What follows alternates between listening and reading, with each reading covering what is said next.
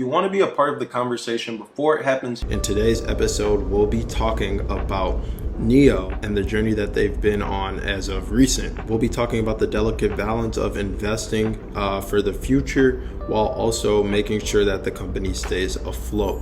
In May, rumors began swirling around about a fund coordination meeting at NIO. For many employees, this was deja vu, as in the later half of 2019, NIO had been in dire straits. And meetings like this were frequent occurrences as the company struggled to explain its financial needs and appropriately allocate resources. Fast forward to the future, NIO faces another crisis. Sales are plummeting. The ET5, once hailed as a potential hit, misfired, and the ES6 is getting a facelift. Monthly sales have nosedived by 60%, and at the time the ambitious 10,000 units sold per month goal was nowhere in sight. But here's where it gets truly thought-provoking. NIO's business model is an intricate web encompassing 3 automobile brands: smart driving tech, batteries, chips, mobile phones, battery replacement services, the list goes on. These diverse operations have driven up NIO's R&D expense significantly. R&D and sales costs are over 10 billion yuan alone, and this creates a significant imbalance between income and expenses. Last year, NIO reported a net loss of 14.44 billion yuan, which was a staggering 260% increase year over year, and its cash reserves obviously evaporated rapidly. The company, it seems, at the time was facing a financial abyss. In times of crisis, there's a remarkable sense of deja vu. Employees worry about layoffs, and new projects face the chopping block. Yet NIO's founder and CEO, Li Bin, urges his team to focus on the project at hand, do things well, and don't think about the negative too much. But behind the scenes, it appears that Li Bin was scrambling for funds. A white knight arrived in the form of a Middle East automobile shipment. The move gave NIO some much needed flexibility, and with a 5.3 billion yuan contribution from the Abu Dhabi investors, things seemed to stabilize monetarily for the time being. But NIO wasn't just out of the clear just yet. The storm was far from over. NIO's bold strategy involved price drops, promotions.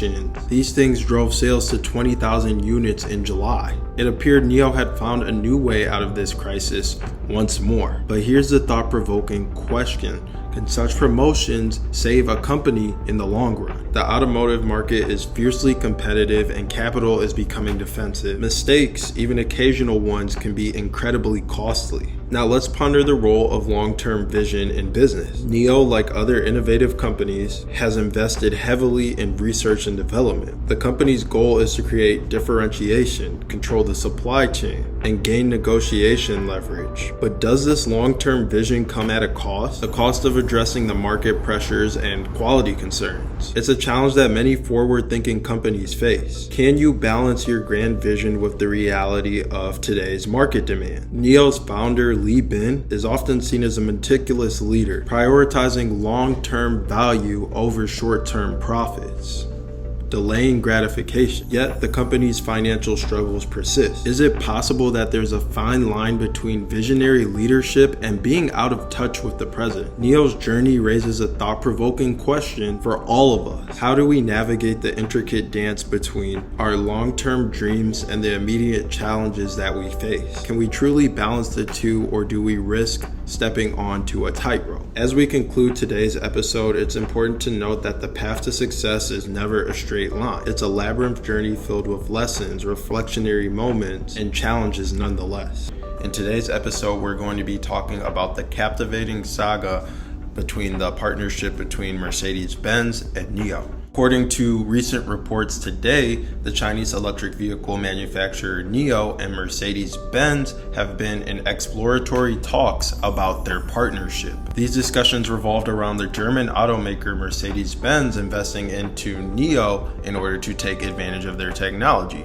Such technology like battery swapping. It's a tantalizing proposition, isn't it? Imagine NIO, the up-and-coming EV manufacturer, sharing its cutting-edge research and technology with the German automotive giant Mercedes-Benz. The potential implications are vast and could reshape the entire electric vehicle landscape. NIO's CEO and founder, William Li, sat down with Mercedes-Benz CEO Ola. I don't know how to say his last name, so forgive me, but that was earlier this year to discuss a prospective alliance. The talks, however, didn't progress to the stage of outlining a technological alliance or even NIO securing financial investments from Mercedes-Benz. Everything just hung in the delicate balance of possibility. One source hinted that NIO initiated the conversation, but hurdles within Mercedes-Benz itself ultimately derailed these conversations. Allegedly, of course. Mercedes-Benz research and development teams reportedly harbor reservations around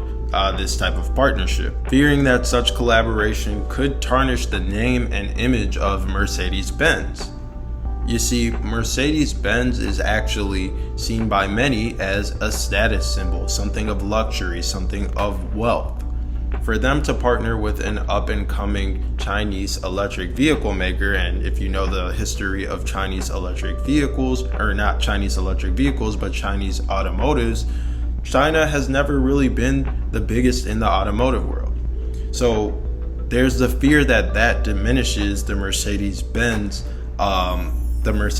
status symbol, the symbol of wealth, luxury, power, which is all marketing, of course, but that is the perception that Mercedes-Benz wants to give off. The big question here is, how does this industry titan navigate this partnership with a company that could be the future of the industry? And they balance their desire for innovation with the need to protect the brand that they've created? And when does potential gain from collaboration outweigh perceived risk? Remember, the automotive industry is in the midst of a significant transformation driven by electrification and the pursuit of sustainability. In such a dynamic landscape, partnerships become crucial for survival. As the rumors swirl around NIO and Mercedes-Benz, it's crucial to reflect on the role of technology in shaping the future of mobility. Battery technology, fast charging networks, and vehicle platforms are the keys to success in this EV race. But should companies like Mercedes-Benz be willing to bend their own technology vision to embrace a game-changing partnership? Or is the fear of losing control over their brand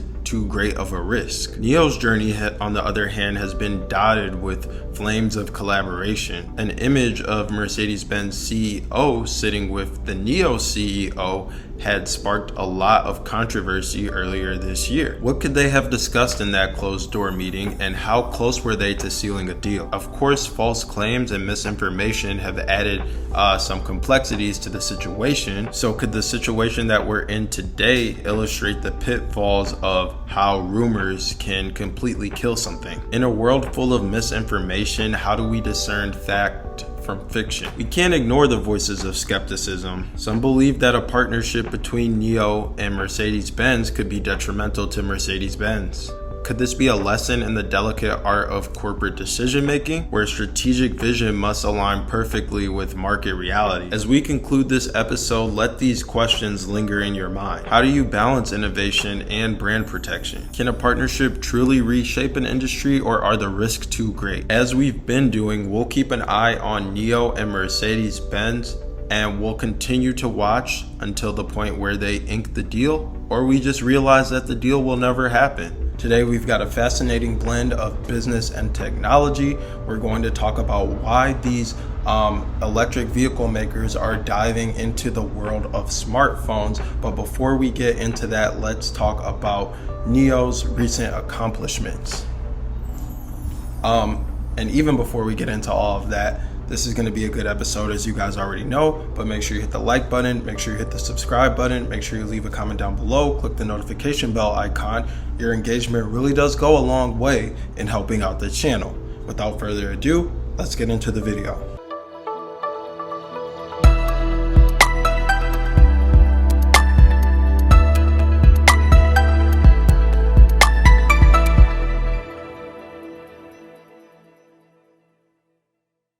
NIO, the Chinese electric vehicle manufacturer, has been making waves in the EV world.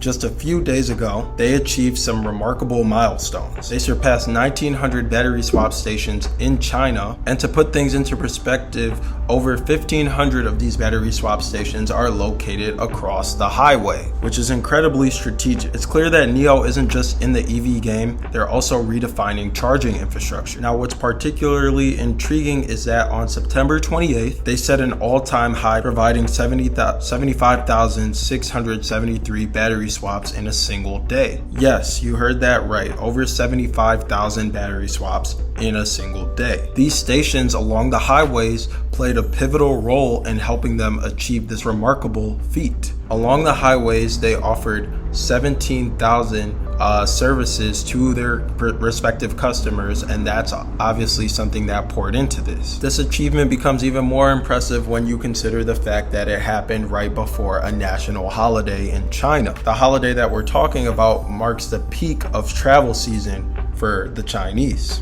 But that's not all, folks. NIO also introduced a groundbreaking concept, which was daily battery upgrades. Previously, you could only upgrade your NIO battery annually, monthly, or permanently. However, NIO changed the game by allowing users to upgrade their 70 to 75 kilowatt hour battery pack to 100 kilowatt hour battery packs on a daily basis. Initially priced at 50 RMB or $6.50 for the conversion, per day they increased it to 68 RMB. And this was before the holiday season, with plans to revert to 50 RMB when the holiday season was over on October 7th. So what does this mean for NIO and the EV industry as a whole? It's a testament to their relentless pursuit of innovation and customer satisfaction. And it's a clear indicator of how they're striving not to just provide electric vehicles, but provide a sufficient ecosystem that's going to set the tone for how the whole industry acts in the future. It's a comprehensive solution for their evolving user needs. Now let's shift gears and delve into our next topic, which is the topic of these smart car manufacturers delving into the smartphone market. It's a curious trend that we've been observing lately, especially around NIO as they're kind of kicking the door down for all of this. But car manufacturers, as many of you already know, are entering the mobile phone arena. Take for instance the NIO phone. NIO's founder, William Li, or Li Bin, however you want to call it, refers to these phones as intelligent peripherals. These devices are more than just phones. They're a seamless extension of the NIO experience. With high-end hardware, software integration, these phones have the intelligence of the NIO vehicle. They offer features like smart car controls, car keys, and seamless integration. Now you might wonder, like many others, why would a car company want to make phones? Well, the answer lies in user experience. For NIO users, these phones provide a way to enhance their intelligent driving experience with quick, cost-effective updates compared to switching out the entire vehicle. But NIO isn't the only player in this game, and that's where this video gets interesting for you guys because we talk about NIO a lot on this channel. Geely, on the other hand, chose a different approach by acquiring a company called Meizu, which is a well-established mobile phone brand in China. Their aim? The same thing. To deeply integrate phones with cars, improving an electric vehicle system that has garnered complaints for a long time coming. Complaints around being slow and being unresponsive. With the Flyme Auto system, Geely has completely transformed the car and machine interaction, earning praise for being silky and ahead of the game. So let's get back to our original question: what's driving EV manufacturers to enter the mobile phone market? It's about offering a complete ecosystem for users. From vehicles to smartphones, everything's seamlessly integrated. In the words of Shen Ziyu, CEO of Meizu Group, car manufacturers without mobile phone software empowerment will soon fall behind.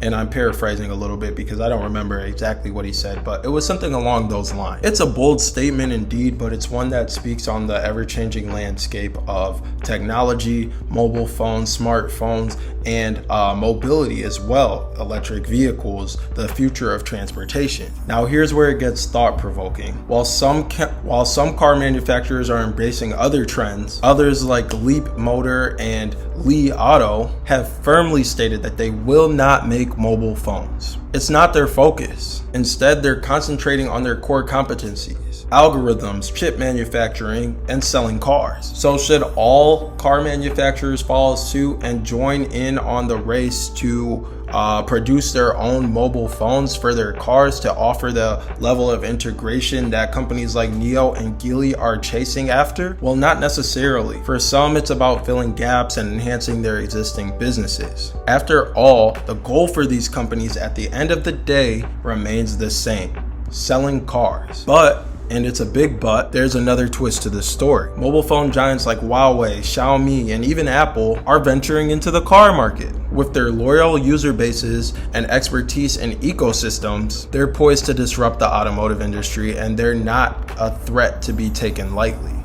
Or they're not companies to be taken lightly entering into this stratosphere. They understand the power of user-centric ecosystems, and I would argue that NIO does as well. A lot of people don't see NIO's vision, but this is a very big part of it. And that's what makes companies like Apple, Huawei, Xiaomi, even though they don't have, the most proof of concept out today in the EV market, formidable competitors. So as car manufacturers make mobile phones and mobile phone manufacturers make cars, it's a convergence that's reshaping an industry, or reshaping two industries. And in the end, I do believe that the winners will be those who can create seamless, intelligent, ecosystem-centric user experiences, not just across cars and not just across mobile phones, but across both domains. That's going to be it for this episode of Week in Recap for the Courtside Financial Podcast. If you found any of this information valuable,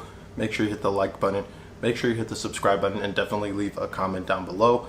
Genuinely interested in hearing what you guys think about these this new style of videos that we're doing. Anyways, that's going to be it. I'll catch you guys next time.